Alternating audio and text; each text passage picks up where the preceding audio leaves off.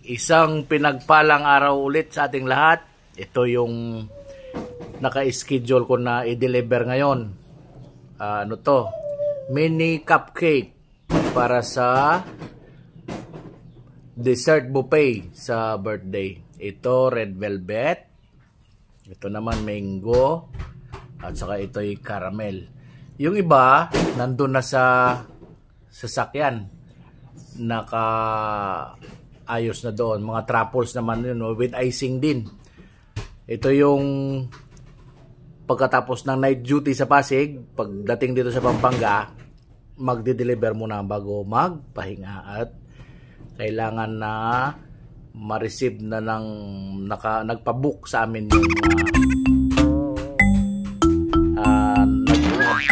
nagpa-book sa amin ng mga products namin. Yan. Okay, papakita ko sa inyo mamaya yung sa loob ng sasakyan na nakaayos. Ito, natapos na naayos na yung i-deliver doon sa customer namin. Pero malapit lang dito sa bahay. Ayan, papakita ko. Babalik na rin ko yung camera. Yan. Yan, 2, 4, 6, 8, 10, 11. Tapos plus itong mga yan. Saka yan. Yan yung i-deliver ko ngayon. Okay, mag-deliver muna ako bago matulog.